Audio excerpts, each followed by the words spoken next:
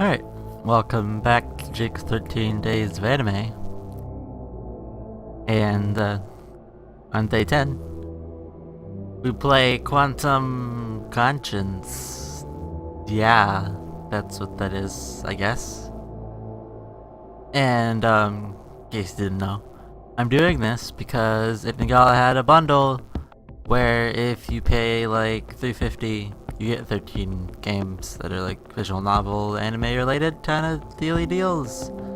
And so I've been playing them for the past 10 days. Or past 9 days. Today's 10. So yeah, that's the deal with that. And now I'm gonna play this game because it was in there. And yeah. So let's start the game. A game by Woodsy Studios and other gibbles. In my dreams, I travel to a place where nothing is real, and all lies are truth. A place such as this, where I can no longer distinguish what's real and what's not. One question rings most loudly through my mind. Who am I? The question at its core is very disconcerting. Can any person ever be defined?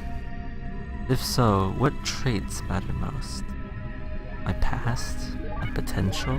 My thoughts? My behaviors? My friends? My enemies? Am I one whole being? Some of my parts? Or am I a piece of a much larger puzzle? Am I a whole piece of art? Or merely a pixel within a much larger image? And there are more practical questions. Elements of reality I cling to as dream dissolves around me. What is my greatest strength? Oh, I don't... Charm or combat?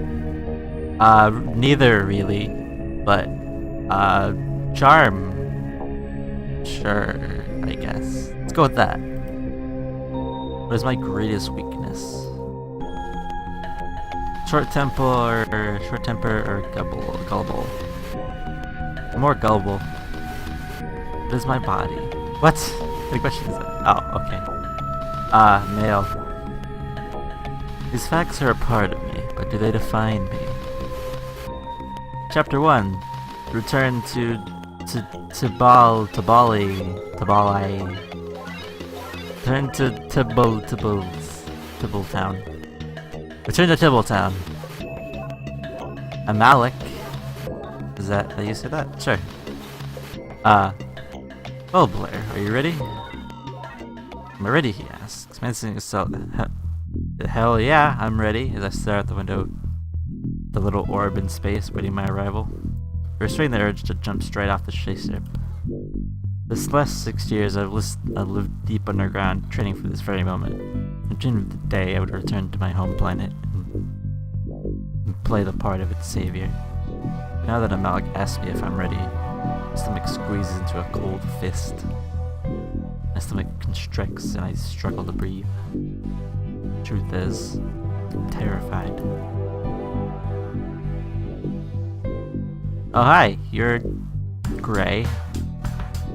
Blair, did you hear me? Yes, sir. Yes, you heard me. Or, yes, you're ready.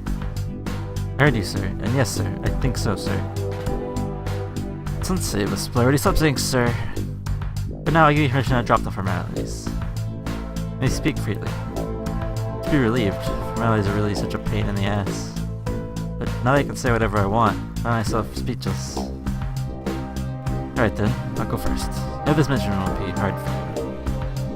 In fact, if I had any choice in the matter, I would let someone else. Normally, the first mission we give to our graduates is extremely simple. Destroy a tower. Explore a jungle for hidden camps. Keep their interaction with the outsiders to minimum. It's difficult to reacclimate society after 6 years of training, no matter how well we prepared you. I know. Still considered greeny. But I can... Just let me finish. Typical greenie, as it were. Spends at least several months in the field before we entrust them with human interaction. Whether it's killing an Archeon agent in close quarters or recruiting no new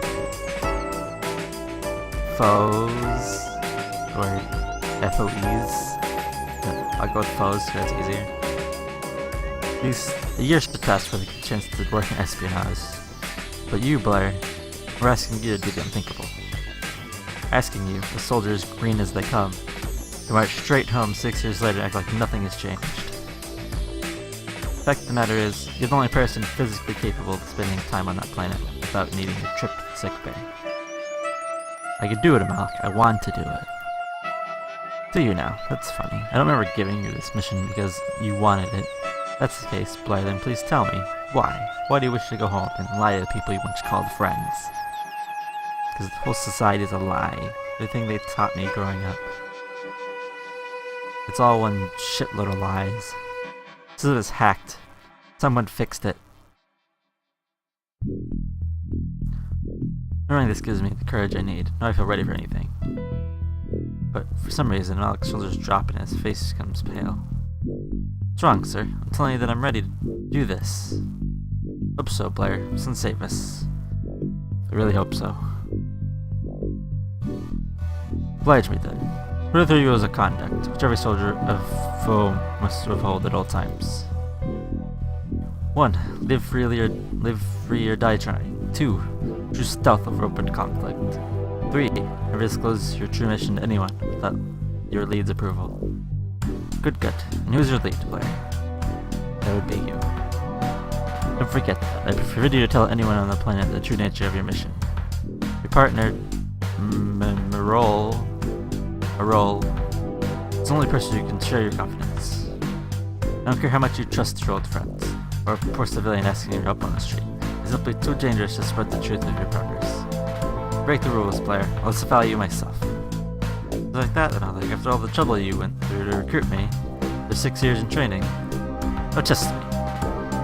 And your chance to speak freely is over. It's sir now. Sir, yes, sir. Serious. I know him well enough that I can tell. He's right, I can't complete my mission. If he could send anyone else into Tabal, he would. I want to disappoint him. Well then, let's do this. Better change first. Right.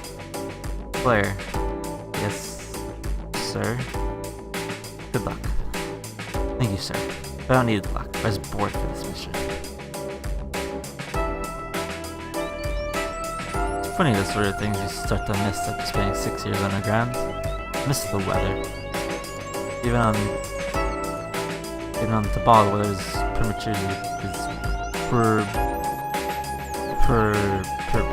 perpetually? Yeah, that word, that's what it is. Dreary. The spaceship descends from the rocky bluffs and crags that comprise most of the Bali's landscape. Remember how I once dreamt of prettier places where the water is endlessly manufactured. It flows freely across the surface of the planet. I've seen pictures of other planets. Landscapes where there are waterfalls, clear skies, and unending oceans. I hope one of my first missions as a foe soldier would be on one of those planets. I guess sometimes what we hope for is not what we actually want.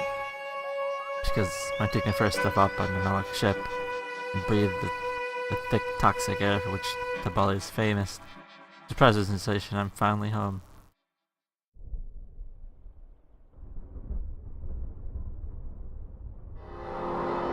Oh hi, you must be my contact. You have red hair, or like your name. Look lost. I stare back at this strange moment of puzzlement. Remember, this is the first stage of my mission. Was to meet with another foe and then reply something specific. A map is made of stars. So, you're the granny who grew up in this sun-forsaken shithole. And you're Marol, my partner? Don't get ahead of yourself.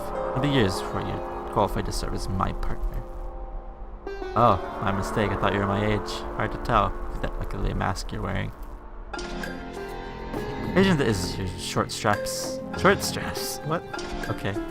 I take off my gas mask and go that hour without puking my guts out. I do it in that stupid little cloak. Too bad. Looks like I'm the one who gets to play hero. Good luck with that. I'm watching the Eastern Hospital. The prototype is currently stationed. Heavily guarded by Gorgons and O's. Whatever the guards are called here. What are the crux are called O's anyway? There's cipher. Everyone is born with one. Listening to alphabetic letters that stand for a certain occupation. O's are officers. You're a P, right? A politician? What? I was a politician? Alright. Here's what it stands for. Politician, prince, pisshead. Anyway, yes. Didn't Malik brief you on this stuff? Yeah, sure. I just find it hard to believe that Bree, like you, used to be one of the most powerful members in this board-hacked community. Well, get over it. We have a job to do. I'm the one who can do it, whether you like it or not. Well said, Mr. P. I like the sound of that. Can we infiltrate the Eastern Hospital? Getting in is up to you. I can only help you get out. I've been over the blueprints, backwards and forwards. I memorize every hallway and every duct like they're burned in my eyelids. Sad truth, the only way you're getting close to the prototype is an officer's permission. But they're P's, right? So you have to convince them that you're still a P in every sense of the letter, you might say. Is it a problem, Greenie? I've been gone for 6 years and someone recognizes me. I have a shitload of questions. You better prepare some answers. That will only get me so far. They have the technology here to dig through my memories. But Q commands it. He would if he saw me again. Q, you knew him.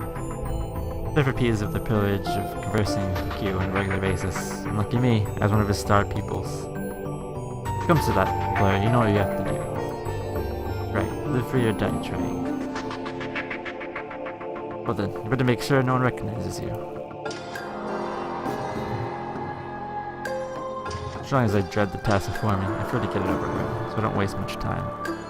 Roll briefs me on the layout of the hospital and we determine my escape route. I mustered all my courage and make my way towards the building.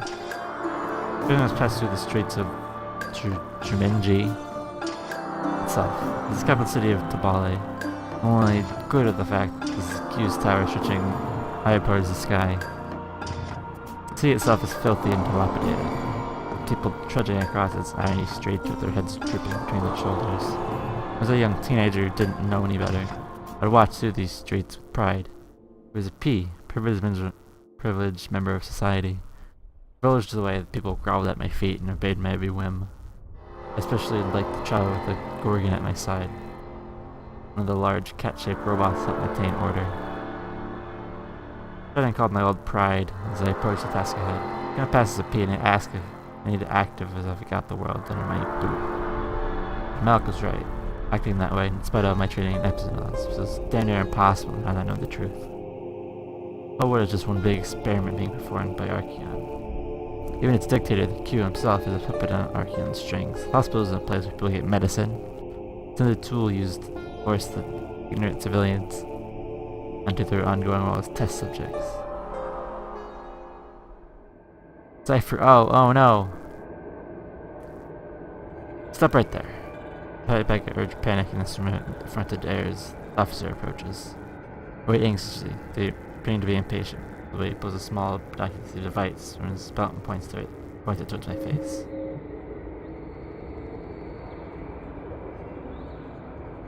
A wave of warmth washes over my eyes. When it's finished, he's the one blinking with surprise. Oh, Server P, forgive me. I've never seen you here before, so I didn't realize. Here to see the prototype. The prototype, but if I may implore you, why now, sir? Need an update on its progress. That's really not your concern. Of course, well, I must remain at my post. My Gorgon can take you to the prototype. First on a goal.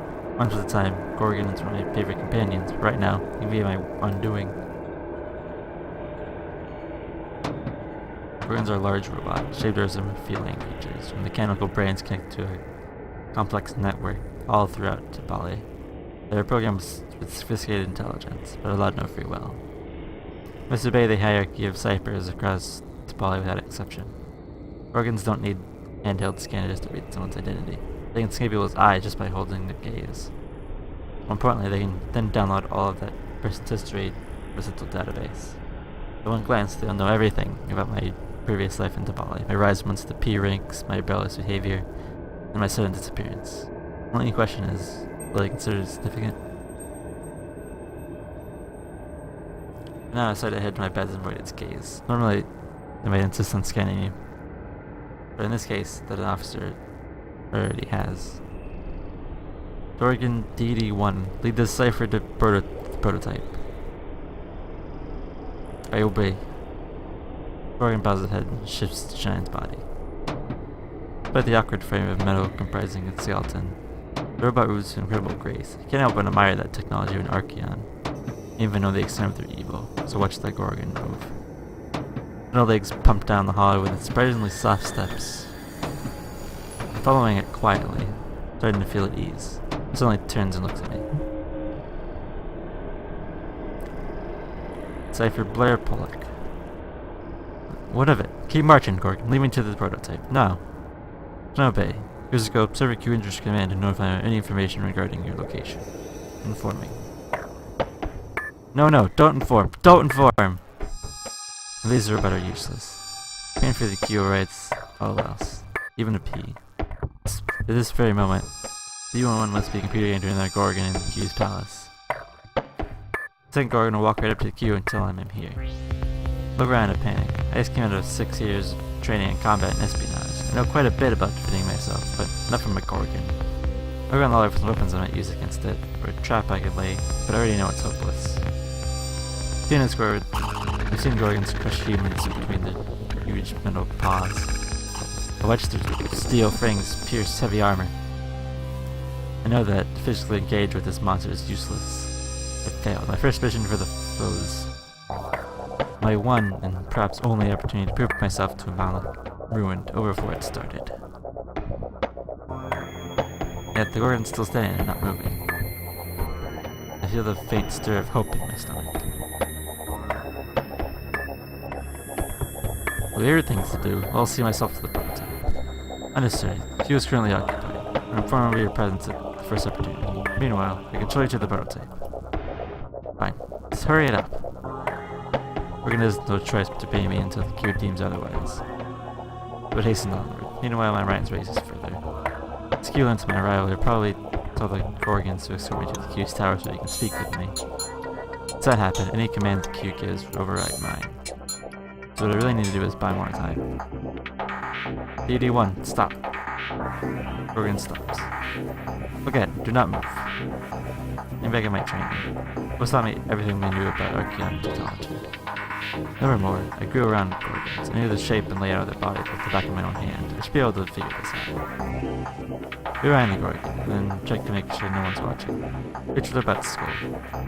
Beginning to scope the metal frame and wires.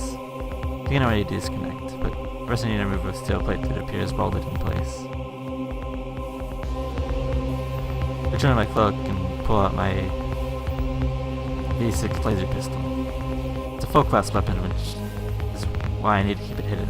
But I forgot all about it. Can't do anything isn't blasting this metal. And I blast, carefully enough to melt the plate, not enough to damage the interior, and pull the trigger. DD1 doesn't even move. The reed twitch will obey my command, despite its intelligence. It's astonishing. Put away my laser pistol. Still hot in my grip. Pull out a knife. With one quick swipe, I sever the wire connecting DD1 to every other Gorgon on the planet. Why doesn't the robot react? Just for P, I've lost my connection to the Gorgon. Never mind, lead me to the prototype. Now! It obeys, but I can see its eyes darting about, and its steps have lost their rhythm. Gorgon is confused, but as long as I've been around Gorgons, I don't think I've ever seen one confused before. I cannot feel the other Gorgons. I can only communicate with the Q through my fellow machines. Good. I need to communicate with me. I should rid myself from maintenance.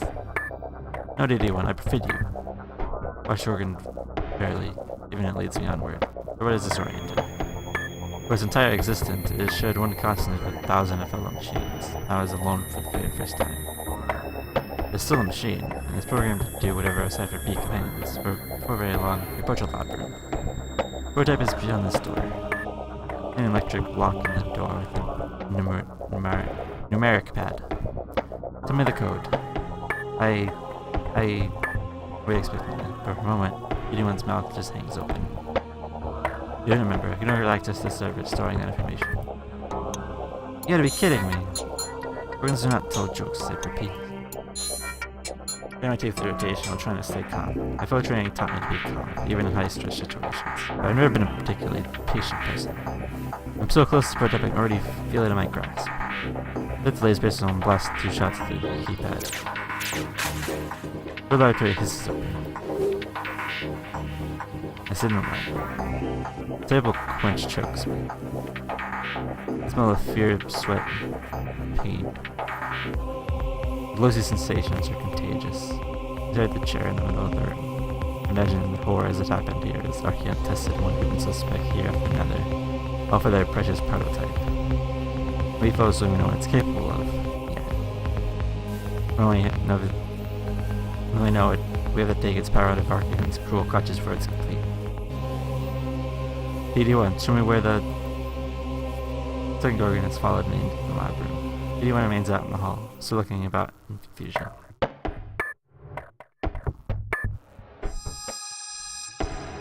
Dr. Blair Pollock. Super Q has instructed us to contain you through any means necessary. Shit, should have guessed that another Gorgon would come to replace PD1 no matter what I did to it. Maybe I should play along and take my way out of this. After all, it can be charming when the need arises. I'm ready to see the Q. I'll try to come up with a cover story. It's convincing enough, maybe you'll trust me in the end. Still considering what to do when the Gorgon lunges towards me. Feeling like an explosion across my skull. I feel nothing.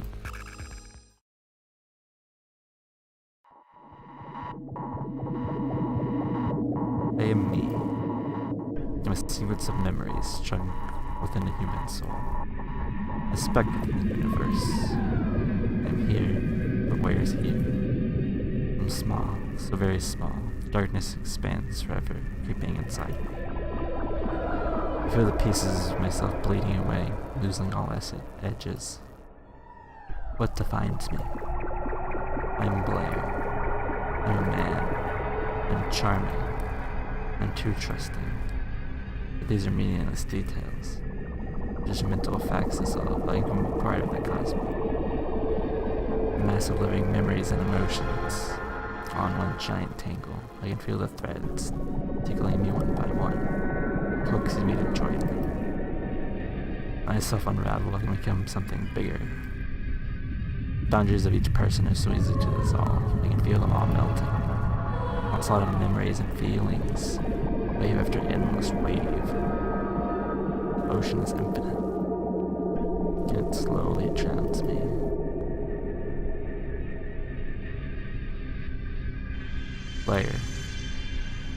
Blair, wake up, damn it.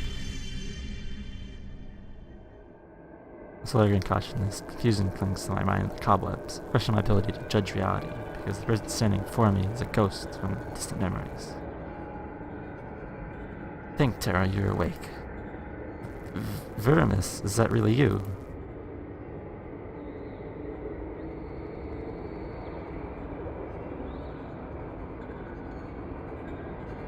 Well, of course it's me. I'm not the one who vanished for 6 years and suddenly appeared without saying a hello.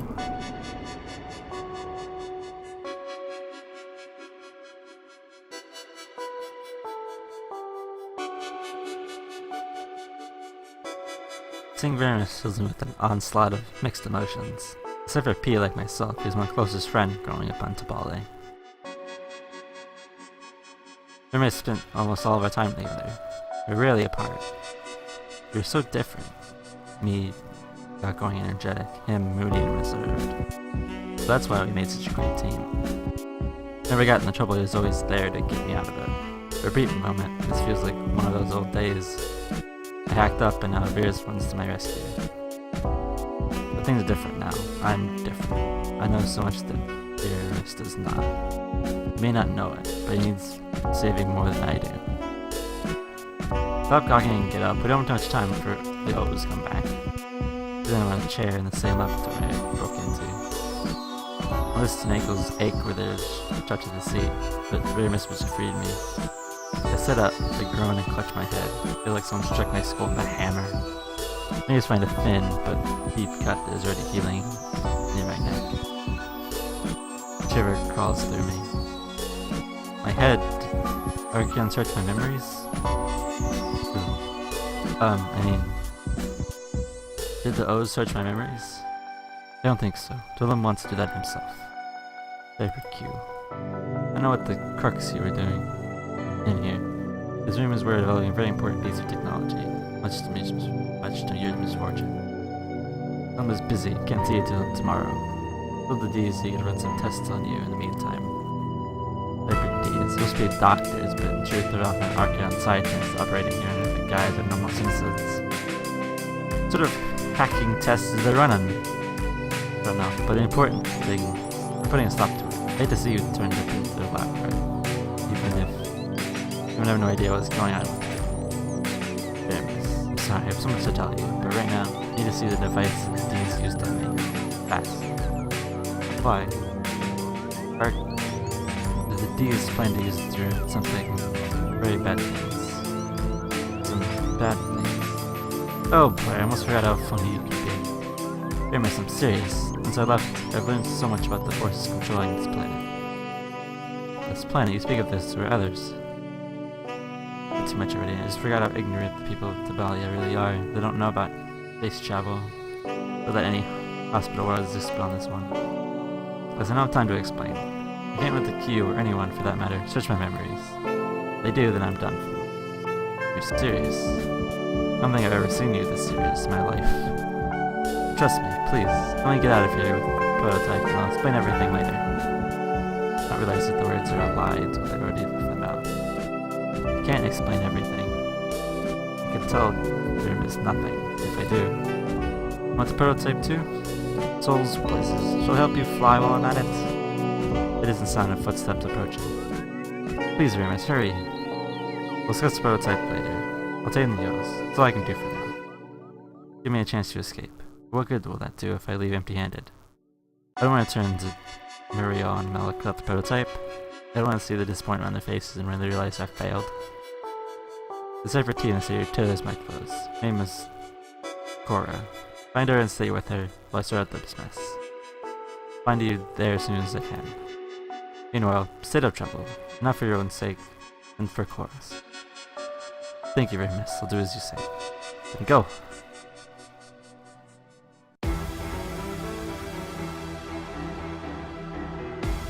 Thanks to Miral's previous instructions. The best way to the building. I move through the hallways, up staircases, down air ducts, using all the stealth and precision that 6 years of rigorous training can provide. Even so, I can't escape every prying eye. Gorgons, O's, and search me everywhere. I dodged several Gorgons and O's my way. The bullet of an O's gun grazes my leg and sends pain starting down my foot. I finally escape East Hospital and hobbled through a jagged, grounded Germany city. As soon as I lose my pursuance by running in peasants that roll through the streets. The lake continues to bleed, leaving a splotchy path right in my wake. Feels as if knives are stabbing my skull. Something's not right with me. It's not just my hungry, weary body that's the problem. What do the D's do to my head? When I'm surrounded by people, I feel a strange sensation, like strong waves of energy radiating from every human I pass. They make me dizzy at first, and nauseous, but the reason is that my stomach is only a physical manifestation of the chaos in my head. I hear words and voices, not my own. They faces I don't recognize, I feel churning emotions with no discernible source. Determination of me fear, curiosity there, but mostly fear. Fear everywhere. I look to a stranger hoping to ask for help. As a mere peasant with quell with terror, I knew that I was just said to repeat, but right now I'm clearly a desperate, wounded vagrant who needs protection. I'm contagious with anxiety. He tries to get away, but I grab him by the shirt. I look about him and meet his eyes, hoping to find mercy within. As I'm looking as it is, something stranger happens. I meet his gaze, I see myself staring back. And I don't mean through some sort of reflection, I can really see through his eyes, which I inhabited his body and vision. Hey, luck. Fully ruling any chance at invoking his aid. I staggered away and went for an alley. I vomited into the stones below. There are plenty of reasons I could be sick. coming from the stress and physical duress I've suffered. This is the first time I've breathed Dahlia's toxic air in 60 years. I've heard that's my explanation. I'm bad in state of mind.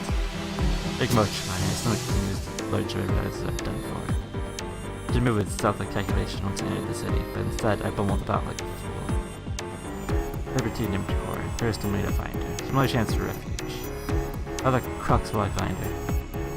Just Corti, putting it in my mind over and over again like a prayer. Corti, where are you? Void stream. Pain stabs my head and I clutch it, munching. But at the same time I see something. A flash, a vision. I see a small house and know how to find it. What does this do? Oh, interesting. I can't explain it. I still think I might be losing my mind. But I see no other option, so I stumble out of the alley and towards my destination. Corti.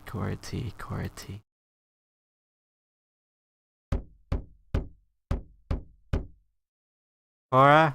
Oh hi, you have blue hair. Hello? For a moment, I'm stunned by the beauty of the woman before me. Suffice to say that while staying underground with prospective foe members, I've not seen any woman with a striking combination of beauty, elegance, and delicacy in quite some time. Who are you? What do you want? Remember the urgency of my situation. I stepped into the room and shut the door behind me. One of my leg ages with pain, and I struggle to stand on it.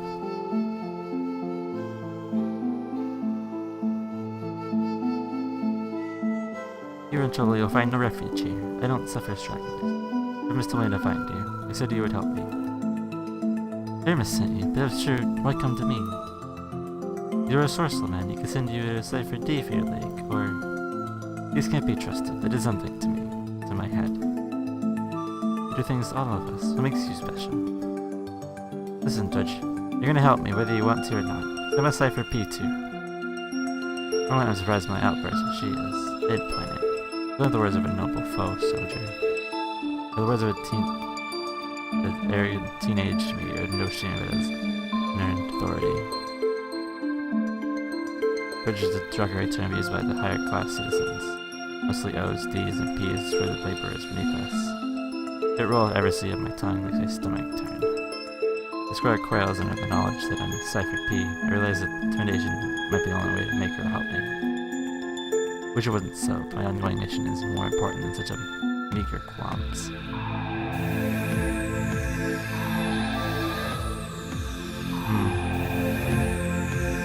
I think I'll leave it here. Why is it saved there? Why was it all the way in the back? Strange. Anyway. This is I don't know. Alright, if you're really into sci-fi things. I'm not, so didn't really catch my attention very much. Very wordy also, but you know, what it's about, I guess. Anyway, I'll see you tomorrow for something particularly more anime than this is. So,